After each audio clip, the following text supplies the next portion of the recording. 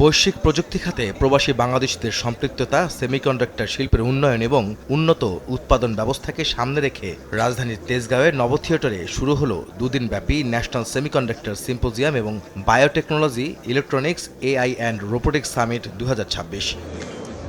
বিজ্ঞান ও প্রযুক্তি মন্ত্রণালয়, বাংলাদেশ সেমিকন্ডাক্টর ইন্ডাস্ট্রি অ্যাসোসিয়েশন ও সিলিকন রিভার আয়োজিত এই সম্মেলন শনিবার সকালে উদ্বোধন করেন প্রধানমন্ত্রী তারেক রহমান। এই সম্মেলনকে আমি প্রধান অতিথির বক্তব্যে সরকার প্রধান বলেন, ভবিষ্যৎ প্রজন্মের সামনে একটি মেধাভিত্তিক বাংলাদেশের সম্ভাবনার বার্তা পৌঁছে দিতে চায় তার সরকার। এ সময় সেমিকন্ডাক্টর খাতের অপার সম্ভাবনার কথাও তুলে ধরেন তারেক রহমান। বর্তমান সরকার এমন একটা বাংলাদেশ গড়তে চায় যে বাংলাদেশটি হবে স্বনির্ভর, সমৃদ্ধ এবং প্রযুক্তি নির্ভর।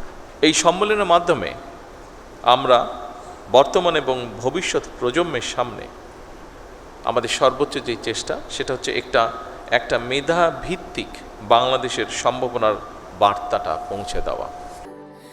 স্যান্ডেলিনা সো, রূপচর্চায় আভিজাত্য। প্রধানমন্ত্রী বলেন, সেমিকন্ডাক্টর শিল্প এটি আধুনিক সভ্যতার ভিত্তি। এই বাজারে নিজেদের অবস্থান সুদৃঢ় করতে বাংলাদেশের সামনে যে অপার সুযোগ ও সম্ভাবনা আছে তা কাজে লাগাতে সরকারের নানা পদক্ষেপের কথা তুলে ধরেন তারেক রহমান।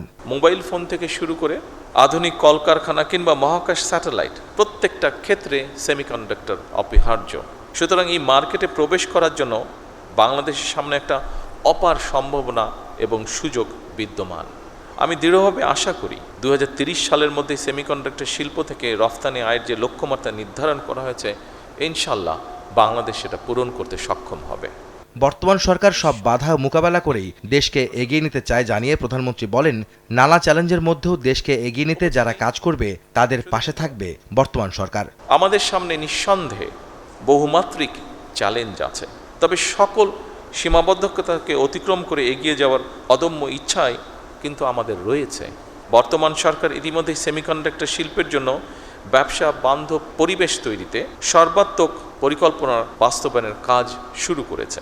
পরে সম্মেলনস্থলে দেশি বিদেশি উদ্যোক্তাদের তৈরি প্রযুক্তি নির্ভর বিভিন্ন স্টল পরিদর্শন করেন প্রধানমন্ত্রী তারেক রহমান। আহমেদ সালেহীন, সময় সংবাদ, ঢাকা।